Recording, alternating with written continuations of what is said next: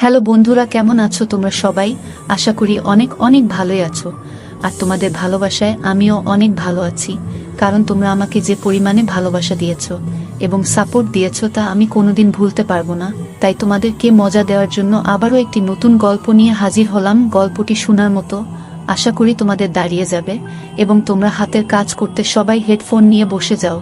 যদি আমার গল্প শুনে মজা পাও তাহলে অবশ্যই আমার চ্যানেলটি সাবস্ক্রাইব করবে। তো চলো বন্ধুরা, আমরা কথা না বাড়িয়ে আসল গল্পে চলে যাই। আমি একটি মেডিকেল কলেজ থেকে পড়াশোনা করেছি এবং আমি মহিলাদের বেবি হওয়ার কাজগুলি দেখাশোনা করতাম এবং এখন আমার বিয়ের বয়সও হয়ে গেছে। আমার বাবা মায়ের কাছ থেকে বিয়ের জন্য অনেক চাপ আসছিল। আমি এই হাসপাতালে কাজ করছি গত 2 বছর ধরে। কিছুদিন পরে আমার বিয়ে, কিন্তু আমি এখন যার সাথে বিয়ে করছি তাকে বিয়ে করতে আমি চাইনি। আমার বাবা মা আমাদেরকে লেখাপড়া করে ডাক্তার বানিয়েছে। এখন তারা বলছেন আমাদের ইচ্ছামতো বিয়ে করতে হবে। যখন আমি ফোনে ব্যস্ত ছিলাম তখন আমি একটা খবর পেলাম।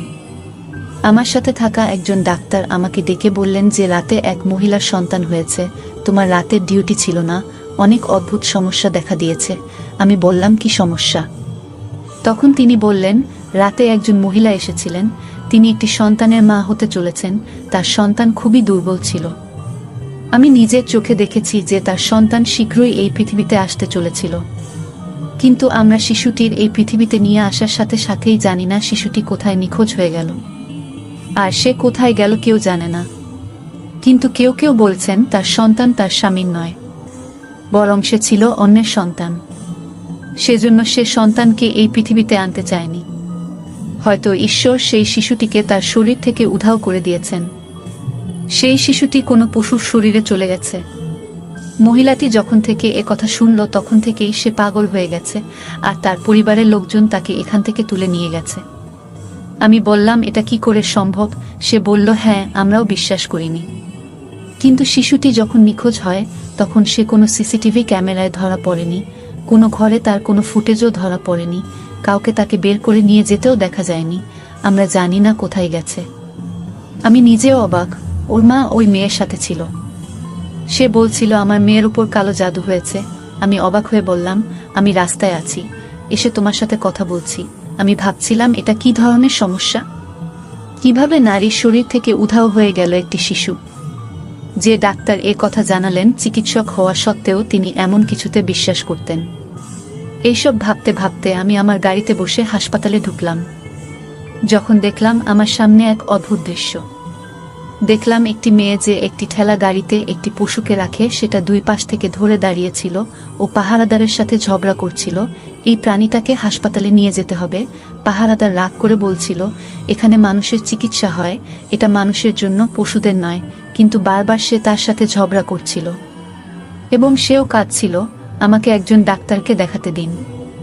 আমি এই দৃশ্য দেখে প্রথমে পাশ দিয়ে যাচ্ছিলাম, কিন্তু তারপর আমি আমার ড্রাইভারকে গাড়িটি পিছনে নিয়ে যেতে বললাম। আমি সেই মেয়েদের দেখে গাড়ি থেকে বেরিয়ে এলাম। আমি বললাম আপনাদের কি সমস্যা আছে? সে বলল তুমি একজন ডাক্তার। আমি বললাম হ্যাঁ, কারণ আমি একটা কোট পরেছিলাম। সে বলল এই পশুটাকে দেখো, তার শরীরে কিছু আছে। আমি বললাম এই পশুটা আর বেঁচে নেই। তারা বলল এটা মৃত, কিন্তু তার শরীরে কিছু আছে। পশুটার অবস্থা অনেক খারাপ ছিল তখন। পশুটির শরীরের দিক থেকে অনেক বড় ছিল। আমি বললাম এটা মানুষের হাসপাতাল। তিনি বলেন আমরা জানি এটা মানুষের হাসপাতাল, তাই আমরা তাকে এখানে নিয়ে এসেছি, কারণ এই পশুটির শরীরের ভিতরে একটা ছোট্ট বেবির কান্নার আওয়াজ আসছে। সে যা বলল তা শুনে আমি অবাক হয়ে গেলাম। আমি বললাম এটা তো হতে পারে না। উনি বললেন এমনটাই হয়েছে, এই জন্যই তো একে নিয়ে এসেছি। তার চারপাশে অনেক ভিড় ছিল, মানুষ শুধু দেখছিল, ভিডিও করছিল। ইতিমধ্যে অনেক সময় নষ্ট হয়ে গেছে। আমাদের সাহায্য করুন, অনেক দেরি না হয়ে যায়। আমি বললাম এই পশুটি আর বেঁচে নেই, আর তোমাদের কোনো ভুল হচ্ছে, এমন কিছুই নেই, এটা সম্ভবও নয়। উনি বললেন আগে আমরাও তাই ভেবেছিলাম, কিন্তু আমরা কান দিয়ে আওয়াজ শুনেছি। আপনি আমাদের সাহায্য করুন। আমি বললাম তোমাকে সাহায্য করলেও কোনো লাভ হবে বলে মনে হয়? এ খবর বের হলে হাসপাতালের দুর্নাম হবে, আর আমাদের সমাজে এমন একটি গল্প মানুষের সামনে ফুটে উঠবে এবং মানুষ তা শুনে অনেক কিছু অনুমান করবে। কারণ একজন মানুষ জানে না গল্প শুনে তার মন থেকে কি ফলাফল বের হবে। মেয়েটি বলল যে ফলাফল যাই হোক না কেন তা থেকে কি হতে পারে এবং কি হবে, কারণ এটি মিথ্যা নয়, এটি আমাদের সমাজেরই এক খারাপ রূপ যা এখন আমাদের সামনে এসেছে। উনি আমাকে সৃষ্টিকর্তার অনেক দোহাই দিলেন আর বললেন, আমাদের সাহায্য করুন। আমি পশুটির দিকে একবার তাকিয়ে মেয়েটির দিকে তাকালাম এবং বললাম, ঠিক আছে, আমার সাথে আসুন। যখন আমি তাকে ভিতরে নিয়ে যাচ্ছিলাম তখন সবাই অবাক হয়ে দেখছিল। এই খবর পৌঁছে গিয়েছিল হাসপাতালের ইনচার্জের কাছেও। সে বলল, এই মেয়ে দুটোকে আমার কাছে পাগল মনে হয়, কিন্তু তুমি তো বুদ্ধিমান, ওদের সাথে এনেছ কেন? এইসব কি? আমি বললাম, ডাক্তার সাহেব আমাকে এরা যা বলেছে তাই আমি তাদের ভিতরে নিয়ে এসেছি। খারাপ কিছু হলে তার শাস্তি হবে, কারণ তারা আমাদের সবার সময় নষ্ট করেছে। কিন্তু যদি সত্যিই এমন হয় তবে আমাদের দায়িত্ব নিজের চোখ ও হাতে এই সমস্যার সমাধান করা। আমি যখন এখানে দায়িত্বে থাকা ডাক্তারকে বিষয়টি জানাই তখন এখানকার ইনচার্জ বললেন, আমাদের সবারই সময় নষ্ট হয়েছে। সেও অবাক হলো। সে বলল, এই মেয়ে দুটোকে আমার বোকা মনে হচ্ছে, রাস্তা থেকে একটা মৃত পশু তুলে নিয়ে এসেছে। কিন্তু এখানে আমার প্রশ্ন ছিল, তাদের এসব করার কি দরকার ছিল? আমরা শুধু এই নিয়ে তর্ক করছিলাম। দায়িত্বরত ডাক্তার বলছিল, এরকম কিছুই হবে না, এটি একটি মানব হাসপাতাল, আমরা এখানে এই পশুটি রাখতে পারি না, সব জায়গা ময়লা হয়ে যাবে। হঠাৎ আমাদের কানে কিছু একটা শুনতে পেল, ওটা হাসপাতাল, এখানে প্রতিদিন কত শিশু হয়, একটি শিশুর কান্না শুনে অবাক হবার কিছু নেই। পাশের ঘরে অবশ্যই একটি শিশু কাঁদছে। কিন্তু আবার আওয়াজ এলে পায়ের নিচ থেকে মাটি সরে গেল এবং শীঘ্রই পশুটিকে মানুষের অপারেশনের জায়গায় রাখা হয় এবং দ্রুত সবাই জড়ো হয়ে গেল। দায়িত্বে থাকা ইনচার্জ এই ধরনের কোনো ক্ষেত্রে আসতেন না, তিনি শুধুমাত্র অনেক গুরুতর ক্ষেত্রেই সাহায্য করতেন। কিন্তু সেও এসে সামনে দাঁড়ালো এবং আমার সাথে সাথে দেখতে থাকলো কোথা থেকে শিশুর আওয়াজ এসেছে, কারণ আমরা অনেক কাছ থেকে শিশুদের কণ্ঠ শুনতে পাচ্ছিলাম। শিশুটা হয় গভীর কিছুর ভিতরে আটকে আছে, নয়তো 4-5টা কাপড়ের ভিতরে আছে। এমন একটা আওয়াজ আসছে, ওই মেয়েদের বাইরে পাঠিয়ে দেওয়া হলো। তার অবস্থাও খারাপ ছিল, তার হাত পা কাঁপছিল, সে খারাপভাবে কাঁদছিল। কিছুক্ষণ পরে আমরা আমাদের জীবনের অদ্ভুততম ঘটনা এবং অদ্ভুত মৃত্যুর সাক্ষী হয়েছিলাম। কিন্তু আমরা কিছু বলার আগেই বা কোনো সিদ্ধান্তে আসার আগেই আমি সেই মেয়েদেরকে আমার অফিসে ডেকে নিলাম। তাদের একজনের নাম মোহিনী আর অন্যজনের নাম ছিল আঁচল। মোহিনী অনেক মন খারাপ করে কাঁদছিল। আমি বললাম, পশুটা কোথা থেকে পেলে আর ওকে এখানে এনেছো কেন? সে বলল যে আমরা যথারীতি আমাদের কলেজে যাচ্ছিলাম, সে আমার বন্ধু, আমরা একই এলাকায় থাকি। যখন আমরা দুজনেই সেই পশুটির পাশ দিয়ে যাচ্ছিলাম তখন আমরা একটি শিশুর কান্নার শব্দ শুনতে পাই। আমরা দুজনেই অনেক অবাক হয়েছিলাম, ভেবেছিলাম হয়তো আমাদের মনের ভুল। কিন্তু কিছুক্ষণ পরে যে দৃশ্য আমরা দেখতে পেলাম, ডাক্তার সাহেব, আমি কথা বলতে পারছি না। আমি আপনাকে কি বলবো? এই নিষ্ঠুর পৃথিবীটা অনেক খারাপ, শুধু এই পশুটাকে তুলে তোমার কাছে এনেছি। আমি বললাম, আর তুমি কি জানো? তাই সে বলল সে এটা বলতে চায় না। কিন্তু আমি এর চেয়েও বেশি জানি। আসলে আমি জানি এইসব কে করেছে। আমি এটা শুনে হতবাক হয়ে গেলাম। বললাম, কে করেছে এইসব? তাই সে বলল, আমার এক বৌদি আছে, সে আমাদের থেকে আলাদা থাকে, আমরা একই বাড়িতে থাকি, কিন্তু ঝগড়া ঝাঁটির কারণে আমাদের মধ্যে একটি প্রাচীর তৈরি হয়েছে। সে তার কথায় আমাদের ভাইকে প্রভাবিত করেছে এবং আমাদের সাথে প্রতিটি সম্পর্ক ভেঙে বাড়ি আলাদা করে নিয়েছে। বাড়িটি আমাদের নিজস্ব ছিল, সেজন্য মাঝখানে দেয়াল দেয়া হয়েছে। কিন্তু ভাইয়ের মনে কি হয়েছে জানি না, 2 মাস পরে সে আবার দ্বিতীয়বার বিয়ে করল। এখন তার 2টি বউ নিয়ে আলাদা বাড়িতে থাকে এবং আমার কাছে মনে হয় এই গল্পটি তাদের বাড়ি থেকেই উঠে এসেছে। এটি তাদের 3 জনের দ্বারা করা হয়েছে। আমি বললাম, আপনি কি নিশ্চিত? তিনি হ্যাঁ বললেন, কারণ এই পশুটি সেখানেই পড়ে থাকত। আমার এক বৌদি একটি সন্তানের জন্ম দিতে চলেছিল, তারা আমাদের কিছু বলেনি, তবে বাড়িটি এত কাছে যে তার মধ্যে কেবল একটি প্রাচীর রয়েছে, তাই আমরা তাদের কথোপকথন শুনতে পেতাম। আমি বললাম, তাহলে তোমাকে আমার সাথে কোথাও যেতে হবে। আমি ডাক্তার ছিলাম, আমার কাজ শেষ। কিন্তু আমি এই ঘটনার শেষ অবধি যেতে চেয়েছিলাম, কারণ এই ঘটনাটি কোনো স্বাভাবিক ঘটনা ছিল না। আমি জানতে চাইছিলাম, এমন মানুষও কি এই পৃথিবীতে থাকে? আমি তাদের দুজনকে আমার গাড়িতে বসিয়ে তাদের বাড়ির দিকে রওনা দিলাম। তার বাড়ি বেশি দূরে নয়, কিন্তু আমরা জাঞ্জটে আটকা পড়েছিলাম। পথে মেয়েটিকে জিজ্ঞেস করলাম, আপনার 2 বৌদি কেমন মহিলা? সে বলল, দুজনেই নিজ নিজ জায়গায় অদ্ভুত, প্রথম বৌদির নাম আলপনা। সে শুধু আমার ভাইকে নিয়ে আলাদা হতে চাইতো, আর সে এটা একবারও ভাবেনি আমাদের ভাই ছাড়া আর কেউ নেই। আমি সকালে কলেজে যাই, সন্ধ্যায় টিউশনি করি, মা বাড়িতে কাপড় সেলাই করে, আর এভাবেই আমরা বেঁচে থাকি। আমি বললাম, তোমার ভাই তোমাদের জন্য কিছুই করে না? সে বলল যে মাঝে মাঝে একটু টাকা ধরিয়ে দিয়ে যায়, কিন্তু সেই টাকা দিয়ে আমাদের চলে না। সেও তার বউয়ের কাছ থেকে গোপনে টাকা দেয়। বৌদি কখনো আমাদের সাথে কথা বলে না, উচ্চস্বরে কোনোদিনও কিছু বলেনি। সে শুধু ভাইয়ের কান বড় করত, নিজেকে দুঃখী রাখত এবং বলতে থাকে যে আমি আলাদা হতে চাই, আমি একটা আলাদা বাড়ি চাই, এটা আমার অধিকার। অবশেষে ভাই রাজি হলো, কিন্তু তারপর ভাই আবার বিয়ে করল। এই বিষয়ে বৌদির অনেক আফসোস হয়েছিল। আমরা রাতে ওর কান্না আর আওয়াজ শুনতাম। আমি বললাম, তোমার অন্য বৌদি কেমন মহিলা? তারপর সে বলতে থাকলো, সে অনেক খারাপ মহিলা। সে প্রথম বৌদির জীবন খারাপ করে তুলেছে। সারাদিন সে একে অপরের সাথে ঝগড়া করে, আর আলপনা বৌদির সাথে পশুর মতো আচরণ করে। সব এলাকা তাদের ঝগড়ার আওয়াজ শুনতে পায়। সে বৌদিকে তার ইশারায় নাচাতে থাকে, কিন্তু আমরা অবাক হয়ে যাই, কেন আমার ভাই তাকে বিয়ে করলো। আমি বললাম, আপনার ভাই বড় মনের মানুষ হবে। তখন তিনি বললেন, ডাক্তার সাহেব, আমি জানি না, আমার জন্য সে আমার ভাই, তার মনে কি চলছে আমি কিভাবে বুঝব? কিন্তু আপনাকে বুঝতে হবে যে তার দ্বিতীয় বিয়েটি এমন যেমন সূর্য পূর্ব দিক থেকে উদিত হয়েছে, পশ্চিম দিক থেকে নয়। কারণ তার প্রথম বিয়েটি ছিল ভালোবাসার বিয়ে, কিন্তু আমি জানি না কেন তিনি দ্বিতীয়বার বিয়ে করলেন। আমি বললাম, কেন বৌদির এই বেবি হবে? তখন তিনি বললেন যে আমার প্রথম বৌদি আলপনার সন্তান হতে চলেছে, কিন্তু মা বলেন তার দিন অনেক এগিয়েছে এবং সন্তানের কণ্ঠস্বর এখনো আসেনি। আমার মা বেবিকে কোলে রাখতে অনেক পছন্দ করেন। তিনি বলেন, এটা আমার একমাত্র ছেলের সন্তান, আমি এটাকে বড় করতে চাই, কোলে ওঠাতে চাই। কিন্তু বৌদি আগেই বলেছে যে এই বেবিটার সাথে আপনাদের কোনো সম্পর্ক নেই। মা দিনরাত কাঁদে, চিন্তিত থাকে, মাঝে মাঝে অনেক রেগে যায়, আবার সেই লোকগুলোকে অভিশাপও দিতে থাকে। আমি তাকে এই কাজ করতে নিষেধ করেছিলাম। আমরা বাড়িতে পৌঁছে দরজায় পৌঁছতেই মোহিনীর অন্য বৌদি দরজা খুলে দিল। যখন আমি সেই মহিলাকে দেখেছিলাম, তখন আমি তাকে চিনতে পেরেছিলাম যে সে যেভাবে পোশাক পরেছিল তাতে সে অন্য কোনো মহিলা নয়। এমনকি দিনের বেলাও তিনি এত মেকআপ পরেছিলেন। এই ধরনের মহিলারা ছেলেদের নাচানোর কৌশলগুলি অনেক ভালো করেই জানেন, তাই তার ভাই দ্বিতীয়বার বিয়ে করেছিলেন।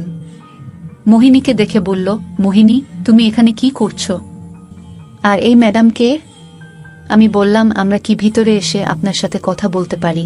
সে বলল, হ্যাঁ আসুন। আমরা দরজায় দাঁড়িয়ে কথা বলতে পারি না, কিন্তু আপনি কে? মোহিনী বলল, এই তো ডাক্তার সাহেব, আর জিজ্ঞেস করতে এসেছে আলপনা ভাবির স্বাস্থ্য কেমন। এই বলে সে হাসতে থাকলো আর বলল, আলপনা তো এখানে নেই, তাহলে ওর স্বাস্থ্যের খোঁজ নিতে এসেছেন কেন? আমি বললাম, আলপনা ভাবি কোথায়? তাই সে বলল যে সে তার বাড়িতে গেছে। আমি বললাম, কিন্তু সে একটি সন্তানের জন্ম দিতে চলেছে, সেটা কি হয়ে গেছে? তাই তিনি বললেন, আমরা জানি না এটা হয়েছে কিনা, সময়ও পার হয়ে গেছে, কিন্তু জানা গেল তার সন্তান এই পৃথিবীতে এসেও বাঁচেনি।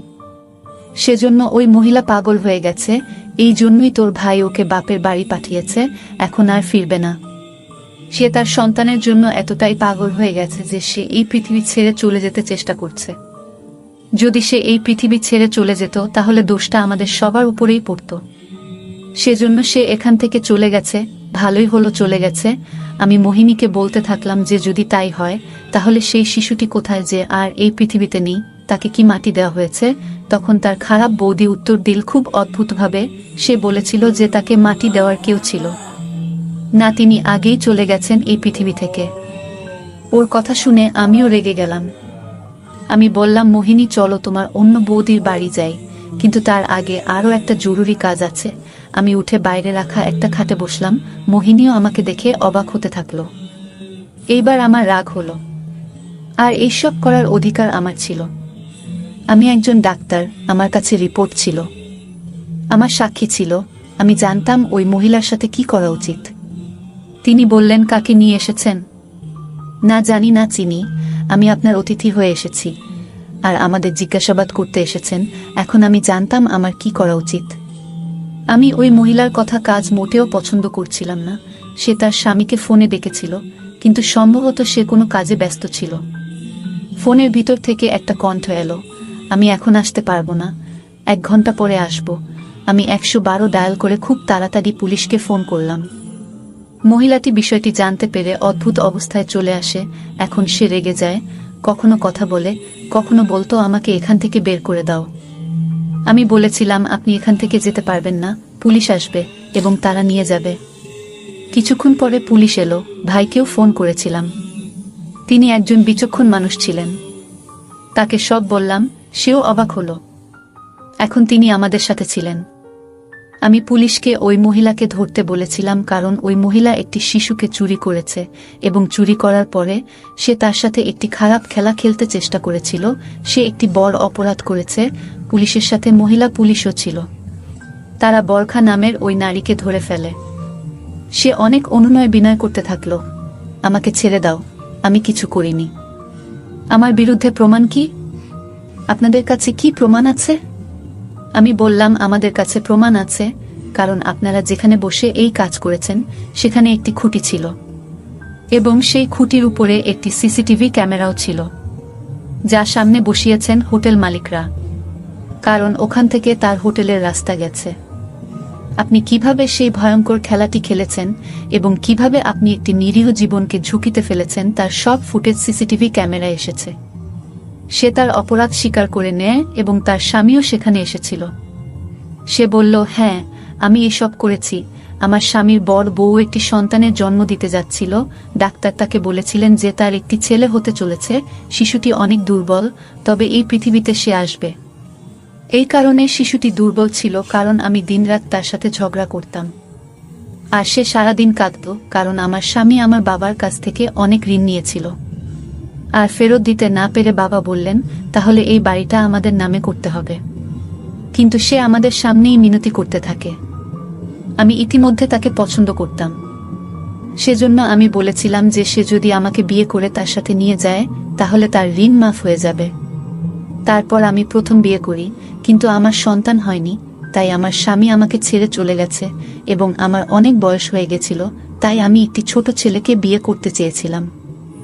আমি একে পছন্দ করি, তাই আমি আমার বাবাকে তার সাথে আমাকে বিয়ে করাতে বলেছিলাম, আর যে টাকা নিয়েছিলেন তা মাফ করে দেন। ঠিক এইভাবে আমি ওর জীবনে এসেছি। মোহিনীর মাও এসেছিলেন কোলাহল শুনে। সে কথা শুনে অবাক হয়ে বলল, তুমি আমার ছেলের অসহায়ত্বের সুযোগ নিয়েছ, তুমি মোটেও ভালো করনি। তখন বরখা বলল, তুমি এত অসহায় নও। সে আমাদের কাছ থেকে টাকা নিলে কেন? আপনার ছেলে যদি এত বুদ্ধিমান হতো তাহলে সে কখনোই টাকা নিত না। আমি ছেলেটার দিকে তাকালাম, ওকে নিষ্পাপ মনে হচ্ছে। তিনি একজন অসহায় মানুষ বুঝতে পেরে। বরখা বলেন, আলপনা আমার সাথে বেশি ঝগড়া করত। সে নিজেকে নিয়ে অনেক গর্বিত ছিল। তিনি বলতেন, আমার একটি সন্তান হতে চলেছে এবং আমি আমার স্বামীর কাছে প্রতিজ্ঞা করছি, আমি যখন একটি পুত্রের মা হব তখন আমার স্বামী আমার কাছে ফিরে আসবে। আর তোমার এখনো কোনো সন্তান হয়নি, না তোমার প্রথম বিয়ে থেকে, না তোমার দ্বিতীয় বিয়ে থেকে, কারণ তুমি খারাপ আর এটাই তোমার বড় দোষ। আমি প্রথমে আমার প্রথম সন্তানের জন্ম দেব, তারপর দ্বিতীয়টিও, তারপর তৃতীয়টিও, এবং আমি দেখতে চাই যে সে তার প্রথম স্ত্রী এবং তার সন্তানদের মায়ের পক্ষ নিয়ে নাকি চুক্তিতে আসা কোনো মহিলার পক্ষে কথা বলে, কারণ সন্তান একটি খুব গুরুত্বপূর্ণ জিনিস। একটি মানুষ শুধুমাত্র সন্তানদের জন্য বিয়ে করে। সে নিজেকে নিয়ে অনেক গর্বিত ছিল। আমি তখন সিদ্ধান্ত নিয়েছিলাম যে তার সন্তানকে এভাবে স্মরণীয় করে রাখব।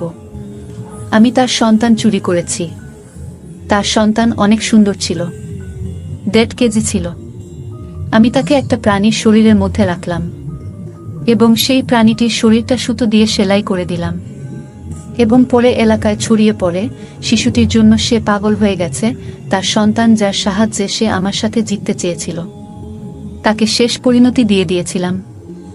আমি পশুর শরীরে সেই শিশুটিকে রেখে দিই এবং আমি সব এলাকায় এটি বিখ্যাত করে দিই যে তার নিজের কর্মের কারণে তার শরীর থেকে সন্তান উধাও হয়ে গেছে আর সে কোনো পশুর শরীরে স্থির হয়ে গেছে। এই কথা শুনে ডাক্তারের কথা মনে পড়ল। আমার এত তাড়া ছিল যে তার সাথে কথাও বলতে পারছিলাম না, কিন্তু এখন বুঝলাম এটা মিথ্যা নয়। তিনি যা দেখেছেন তা বলেছেন, তবে তিনি অবশ্যই কিছুটা বোকা ছিলেন, কারণ কিভাবে শিশুটি নিখোঁজ হয়েছে তা তিনি খুঁজে পাননি। হাসপাতালের কিছু কর্মচারী বরখার সাথে বন্ধুত্বপূর্ণ ছিল। বরখার বাবার অনেক টাকা ছিল, তিনি যে কারো বিশ্বাস কিনতে পারতেন, আর সেটাই করেছেন তিনি। তার স্বামীও অবাক। বরখাকে পুলিশ তুলে নিয়ে যায়, কিন্তু মোহিনীর ভাই, তার মা এবং মোহিনী হাসপাতালে ফিরে আসেন। আমি বাকি ঘটনা হাসপাতালের লোকদের বলেছিলাম এবং তাদেরকে এই কেসটি পরিচালনা করেছে তা খুঁজে বের করতে বলেছিলাম এবং তাদের সবাইকে পুলিশের হাতে তুলে দিন। এরপর আমরা আলপনার বাড়িতে পৌঁছালে তার মা দরজা খুলে দেন আর বললেন, আপনারা তো সাংবাদিক, একটু আগে রিপোর্টার এসে আমাদের অদ্ভুত প্রশ্ন করছিলেন না, আমি আপনাদের ভিতরে আসতে দেব না। কিন্তু তারপর যখন তিনি মনোযোগ দিয়ে আমাদের দিকে তাকালেন, আমরা অবাক হয়ে গেলাম। রুমে ঢুকে দেখি সামনে শুয়ে আছে আলপনা। তার অবস্থা অনেক খারাপ। আমি দ্রুত এগিয়ে গেলাম। আমি পরীক্ষা করে দেখলাম তার অনেক জ্বর আছে। তিনি সবেমাত্র একটি সন্তানের জন্ম দিয়েছেন। এরপর এত বড় চাপ খেয়েছেন তিনি।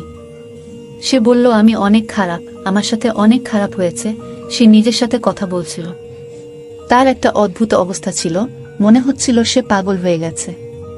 এই দৃশ্য দেখে তার স্বামী কাঁদতে থাকল আর রুম থেকে বেরিয়ে গেল।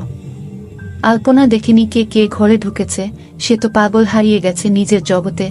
আমি আমার শাশুড়ির সাথে অনেক খারাপ কাজ করেছি, আমার স্বামীকে মায়ের কাছ থেকে আলাদা করে দিয়েছি।